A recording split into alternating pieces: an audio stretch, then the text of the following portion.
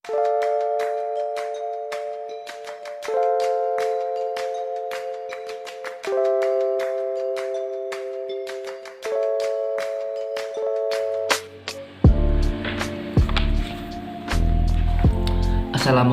warahmatullahi wabarakatuh. Perkenalkan, nama saya Rifki Solehudin Alzami. Saya dari kelompok 3 yang anggotanya adalah saya sendiri dan juga ada Anur Alwiyah, ada Kidia Ciputra, ada Mas Ilham, ada Sofia dan juga ada Nurul Khotimah. Di sini kami ingin mencoba sedikit menerangkan pemahaman kami tentang teori behaviorisme dan juga tentang kaitannya dengan terapi behavioristik.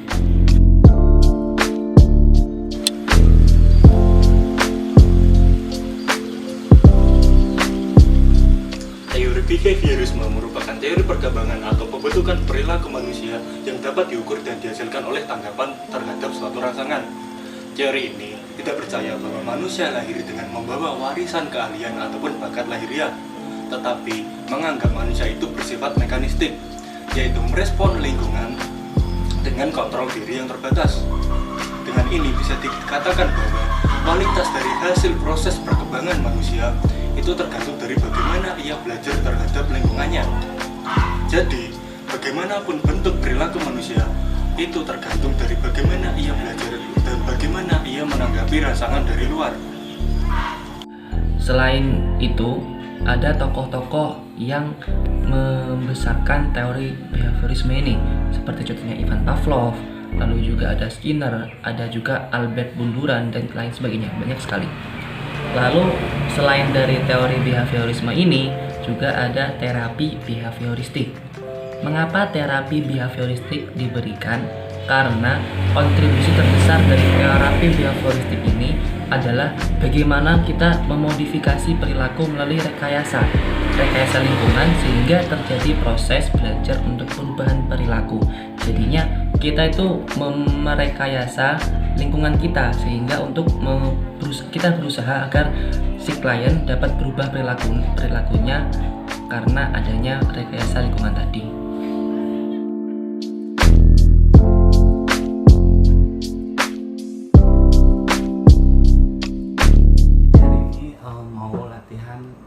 Di ruangan behavior terapi, yaitu ruang perilaku. Jadi hari ini nama anaknya itu Ahmad Ramadhani, usianya sekitar 5-6 tahun.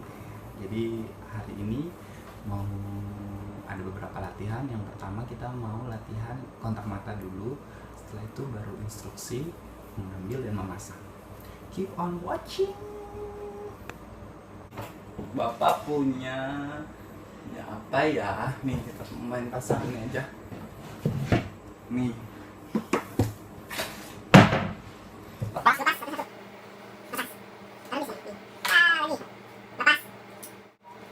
Oke, pintar, lagi lepas. Lepas lagi. Dilihat bro. Lihat bro. Nah, lagi. Satu lagi ambil lepas. Kuningnya dilepas. Boom, lagi. Nih. Ambil. Tangan baik. Nah, pintar. Masukkan. Lihat, masukkan, lihat Mat. Yeay, tos Mat, tos, pintar lagi. Nih, ambil, Ahmad, ambil, pintar, pegang. Oke, masukkan, lihat. Salah masukkannya, lihat nih. Yeay, terus oke, satu lagi, oke. Masukkan. Oke, tos Mat, tos Mat, tos lagi, 4 lagi Mat, 4 lagi Mat. Nih, ambil. Oke, masukkan nih. Nih, masukkan. Yeay, berhasil lagi. Nih. Ambil. Nih. Nah, tos. Oke, pintar. Tos dulu. Tos. Berhasil tos. Tos 2. Lihat tangan Bapak. 2. Tos. Satu lagi. Tos. 2 nih, lihat. Mana kan? Satu lagi. Satu lagi.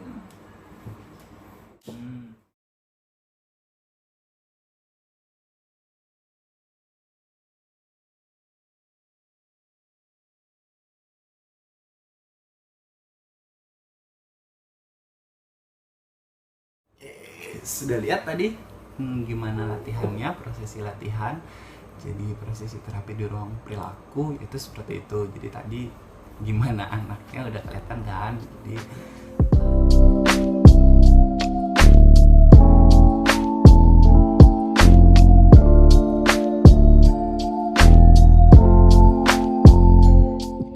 dalam video tersebut, anak kecil yang berusia kurang lebih 5 tahun itu terkena penyakit autisme atau Autism Spectrum Disorder. Autisme merupakan gangguan perkembangan pada anak yang menyebabkan kemampuan dalam berkomunikasi dan sosialisasi dari anak tersebut terganggu. Biasanya, anak yang terkena penyakit ini mereka terlihat asyik dengan dunianya sendiri dan tak menghiraukan keadaan sekitar, baik itu ketika diajak berbicara ataupun mengobrol oleh orang lain, maupun ketika diperintahkan untuk melakukan sesuatu.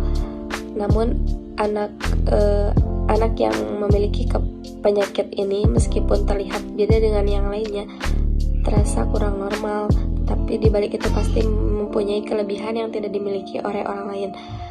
Maka dari itu perlu dilatih dan didampingi oleh seorang terapis atau orang yang ahli dalam hal penanganan penyakit tersebut agar bakatnya bisa dikembangkan dan kemampuannya dalam belajar juga dalam hal mengembangkan dirinya bisa diasah dan terlihat oleh orang lain. Berikut, saya akan menyebutkan beberapa macam gangguan dan juga kelebihan yang sering kali dialami oleh anak penderita autisme. Adapun beberapa gangguan yang dialami, diantaranya, yang pertama adalah kesulitan dalam berkomunikasi. Masalah komunikasi yang sering dialami anak penderita autisme, diantaranya seperti kesulitan dalam berbicara, membaca, menulis, atau memahami bahasa-bahasa isyarat seperti menunjuk dan melambai. Hal ini kemudian membuatnya sulit untuk memulai percakapan dan sulit dalam memahami maksud dari perkataan atau perintah yang diberikan oleh orang lain. Tak jarang, anak dengan autisme mengucapkan satu kata secara berulang dan juga mengucapkan sesuatu dengan nada tertentu atau seperti bersenandung dan terkadang sering tantrum. Yang kedua adalah gangguan dalam berhubungan sosial. Salah satu ciri-ciri anak autis adalah sulit bersosialisasi. Anak dengan autisme seringkali terlihat asyik dengan dunianya sendiri, sehingga sulit terhubung dengan orang-orang di sekitarnya. Terkadang anak dengan autisme juga terlihat kurang responsif atau sensitif terhadap perasaannya dan juga perasaan dari orang lain. Oleh karena itu, anak autis biasanya tidak mudah dalam berteman, bermain dan juga berbagi mainan dengan teman yang lainnya, atau fokus terhadap suatu objek atau mata pelajaran di sekolah. Yang ketiga, yaitu gangguan dalam perilaku. Berikut ini adalah beberapa pola perilaku khas yang biasanya ditunjukkan oleh anak dengan autisme. Yang pertama adalah marah, menangis, dan juga tertawa tanpa sebab yang jelas. Yang kedua, hanya menyukai atau mengonsumsi makanan tertentu. Yang ketiga, melakukan tindakan atau gerakan tertentu secara berulang-ulang. Yang keempat, hanya menyukai objek atau topik tertentu. Yang selanjutnya yaitu melakukan aktivitas yang membahayakan. Contohnya seperti menggigit tangannya sendiri, atau memukul-mukul kepalanya sendiri, atau memukulkan kepalanya ke tembok. Yang selanjutnya adalah memiliki atau bahasa gerakan tubuh yang cenderung kaku dan monoton. Yang terakhir adalah sulit untuk tidur. Kendati demikian, gejala autisme tidak selamanya buruk. Ada juga kelebihan-kelebihan yang mereka miliki, bahkan bisa melampaui orang-orang biasa. Contohnya seperti dalam hal kecerdasan yang di atas rata-rata. Para peneliti sepakat bahwa beberapa faktor berikut menjadi alasan mengapa banyak orang dengan autisme memiliki tingkat kecerdasan di atas rata-rata. Yang pertama adalah konsentrasi yang sangat tinggi. Tak seperti kebanyakan orang, mereka yang berada dalam spektrum autisme mampu menjaga fokus dan konsentrasi yang tinggi terhadap suatu hal tertentu dalam jangka waktu yang lama. Namun, mereka memang terkadang kesulitan dalam hal membagi konsentrasi dan melakukan beberapa aktivitas secara bersamaan. Karena besarnya perhatian yang dicurahkan dalam suatu hal tertentu, orang dengan autisme biasanya cepat menguasai hal-hal tertentu. Contohnya seperti ketika dia diberikan rumus-rumus matematika, dia bisa langsung menyelesaikannya, atau kode dalam program komputer. Yang kedua, sebab berikutnya adalah daya ingat yang sangat tinggi. Orang dengan autisme biasanya memiliki kecerdasan di atas rata-rata karena dia mampu mengingat satu hal atau beberapa hal yang ia temui sebelumnya. Kemudian sebab yang ketiga adalah memperhatikan detail. Salah satu alasan mereka yang mengidap autisme memiliki daya ingat yang tajam adalah perhatian terhadap detail. Menurut mereka, tak ada detail yang terlalu kecil untuk diamati. Itulah mengapa orang yang mengalami autisme ketika berhadapan dengan suatu masalah, dia mampu menyelesaikan masalah hingga ke akar-akarnya. Karena dia memperhatikan setiap detail dalam permasalahan tersebut. Kemudian sebab yang terakhir, yang keempat adalah lebih mengandalkan logika daripada emosi. Sebuah penelitian yang dilakukan oleh King's College di Inggris menemukan bahwa orang yang berada dalam spektrum autisme cenderung lebih mengandalkan logika daripada emosi dalam memecahkan suatu masalah atau dalam mengambil keputusan. Pada saat-saat tertentu, kemampuan mengambil keputusan secara objektif memang sangat penting. Daripada mengandalkan rasa takut, emosi, marah, atau rasa bahagia yang terlalu berlebihan. Orang dengan autisme lebih memilih untuk menentukan suatu keputusan mereka dengan berdasarkan logika daripada emosi. Demikian penjelasan dari saya, bisa dilanjut dengan penjelasan berikutnya. Terima kasih. Di sini saya Nurul Khatimah akan menjelaskan mengenai penyebab dan dampak dari autisme. Yang pertama yaitu penyebab. Sebenarnya para ahli belum secara pasti tahu apa yang menjadi penyebab autisme ini. Tetapi beberapa ahli medis dan perkembangan anak meyakini bahwa faktor lingkungan dan genetik menjadi penyebab seorang anak dapat terkena autisme.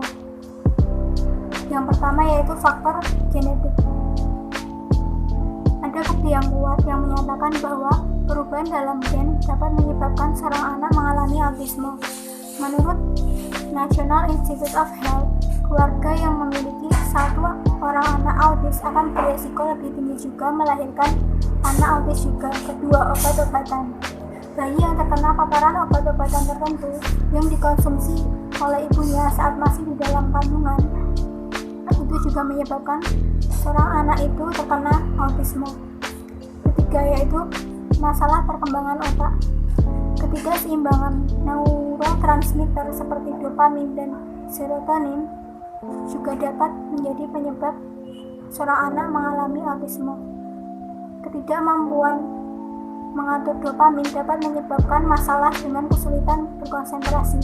Seperti yang ditampilkan video tersebut, seorang anak itu sulit untuk fokus terhadap suatu hal dan sulit untuk berkonsentrasi, sehingga itu menjadi salah satu penyebabnya. Kemudian Dampaknya yaitu tentu itu sangat mengganggu dan menghambat perkembangan si anak itu sendiri, karena dia jadi sulit untuk berkonsentrasi, sulit untuk berinteraksi dengan lingkungan sekitar, dan sulit untuk fokus terhadap sesuatu hal. Sekian penjelasan dari saya, terima kasih. Dalam video tersebut, klien mengalami autism spectrum disorder, di mana otaknya mengalami gangguan sehingga menurunkan kemampuannya dalam berkomunikasi dan berinteraksi dengan orang lain. Gangguan tersebut mengakibatkan menurunnya keberfungsian sosial dari klien karena klien mengalami kesulitan dalam melakukan kegiatannya sehari-hari secara mandiri dan tanpa bantuan orang lain. Maka dari itu, untuk menyembuhkannya atau minimal mengurangi gejalanya, psikiater melakukan terapi okupasi kepadanya.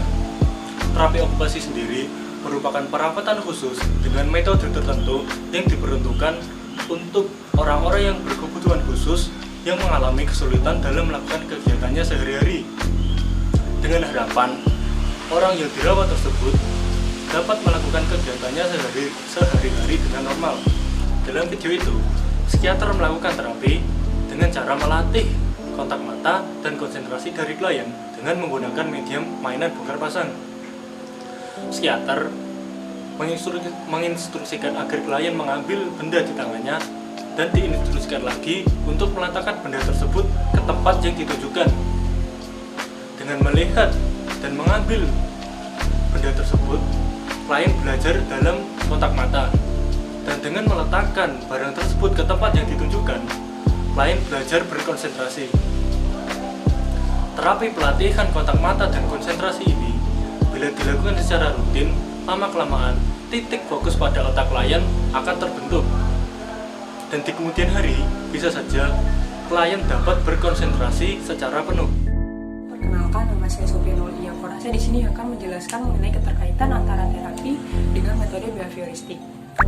Jenis terapi behavioristik digunakan untuk membantu klien dalam membentuk perilaku baru, serta membantu klien dalam memahami pentingnya keterampilan demi menolong diri klien itu sendiri.